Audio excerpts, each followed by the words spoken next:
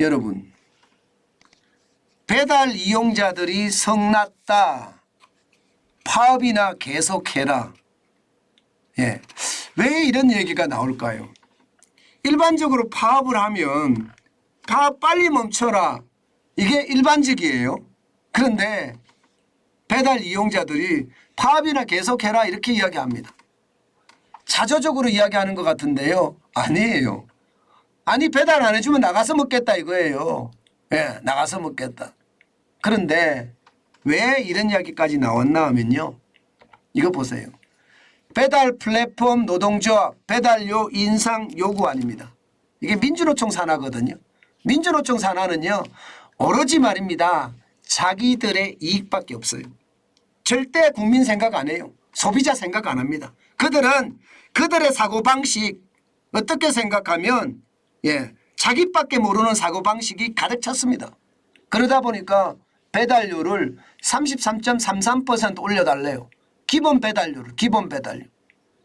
그러니까 3,000원이던 기본 배달료를 인상을 할 때 4,000원까지 올려달라는 4,000원. 그러면 33.3%가 되는 건가요? 이렇게 오르니까 너무나 많이 올랐다는 소비자 반응은 한결같습니다. 뭐라고 이야기하는지 아세요? 배달비 너무 비싸 이용 안 해요.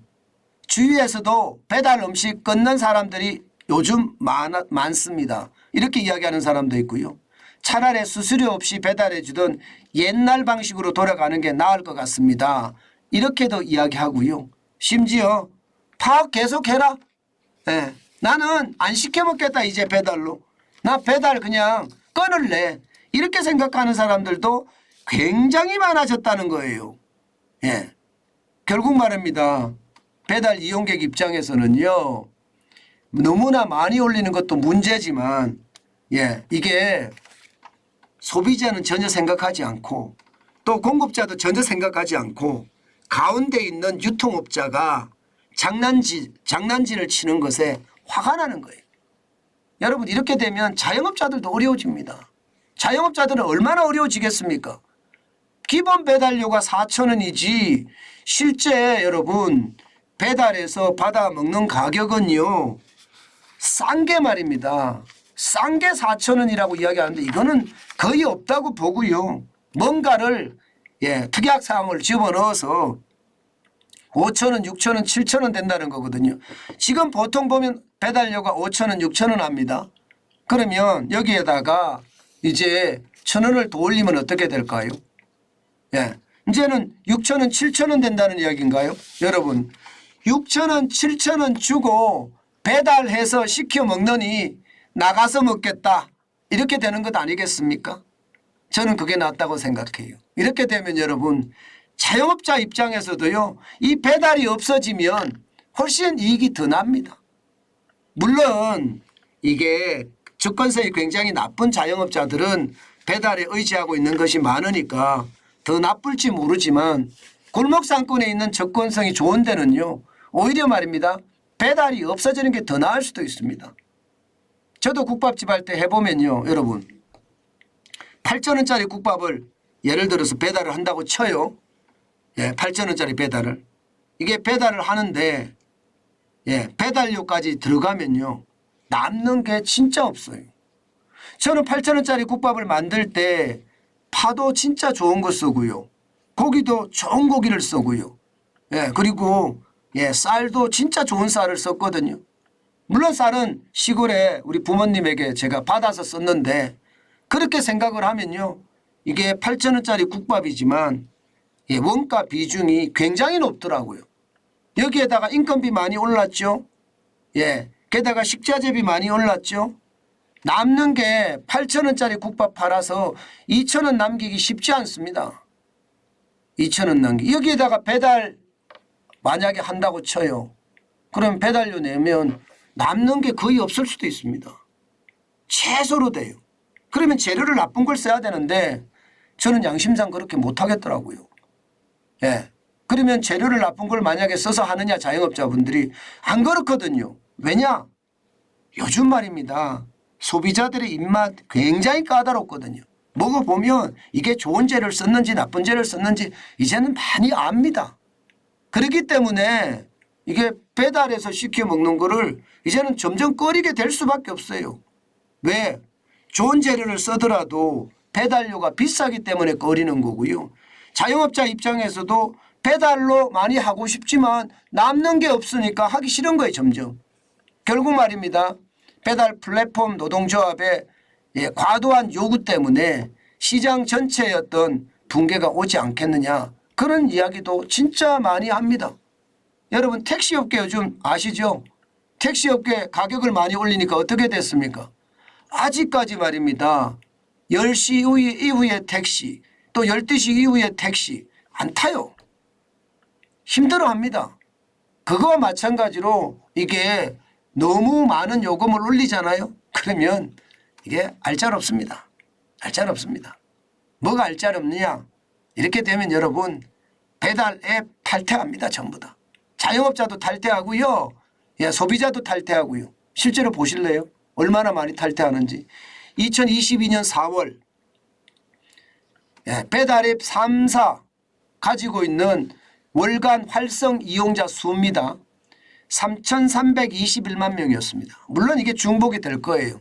배민에 가입한 사람이 요기요도 가입하고 쿠팡이츠도 가입하고 이러니까 중복이 될 겁니다. 그런데 1년 사이에 395만이 줄어들었습니다. 2,926만 명으로 뚝 떨어졌습니다. 활성 이용자 수가 아마 앞으로 더 떨어질 겁니다. 더 떨어질 거예요.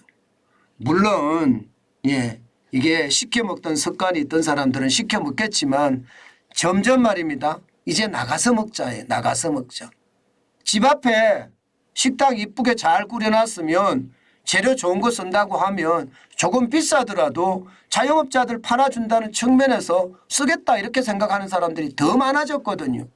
집에서 집밥 해 먹으면 가격이 비싸니까 그냥 골목식당 이용하는데 골목식당을 깨끗하게 마치 집밥처럼 해주는 곳이 점점 늘어나고 있거든요. 그런 데는 아무래도 나와서 먹는 사람들이 많아진다는 이야기가 되는 겁니다. 결국 말입니다. 결국 시장의 또 하나의 변화 계속될 거다. 오죽했으면 여러분 파업이나 계속해라 뭐 그런 말까지 나올까요? 저는 민주노총의 행태가 도대체 소비자도 생각하지 않고 돈을 벌게 해주는 공급자도 생각하지 않고 오히려 자기들만 생각하는 걸 보면 안타깝다는 생각밖에 들지 않습니다. 제발 시장을 읽으세요. 시장이라는 게 국민들이 고통을 느끼고 있고 점점 소비를 줄여가는 판인데 여기에 서비스라는 개념이 들어와야 되는데 서비스라는 개념은 들어오지 않고 오히려 말입니다. 가격을 올려달라는 부담만 더 증가시킨다는 것. 이것은 결국 스스로 망하는 무덤을 판다는 이야기입니다. 저는 그렇게 될 거라고 생각해요. 지금처럼 일방적인 요구가 강해질 때는요. 지금 그만큼 어려워지는 거예요. 왜 내려가는 거는 안 되나요? 8년간 동결이 됐다. 이것만 중시 여기고 8년 만에 내렸다. 왜 이런 말은 안 나오는 건가요? 저는 결국은 내려질 거라고 생각합니다. 택시 요금이요? 저거 버티다가 결국은 요금 내릴 수도 있어요. 아마 사상 초유의 일이 벌어질 수도 있습니다. 두고 보세요. 저게 무조건적인 말입니다. 시장을 무시한 그 정책은요 반드시 실패합니다. 여러분에게 여러분도 잘 아시지만 시장에 순응하는 사람은 부자가 되고요. 시장에 역행하는 사람들은요 실패를 맞습니다. 문재인 정부의 부동산 정책이 시장에 역행했잖아요. 시장을 이기고자 했잖아요. 결국은 실패했잖아요. 그게 현실이 되는 겁니다. 저는 시장을 이기는 것이 아니라 시장에 순응하는 것, 그러면서 파이를 더 크게 몰아가는 것, 그것만이 부자가 되는 지름길이 아닐까, 저는 그런 생각도 해봅니다. 마지막으로 우리 자영업자 분들 또 힘내세요. 지금 어제도 비 오고 오늘부터는 비가 안 온다고 하니까요. 매출이 펑펑 분수처럼 솟아났으면 좋겠네요. 오늘도 화이팅 하시고요. 즐겁게 일하는 하루가 됐으면 합니다.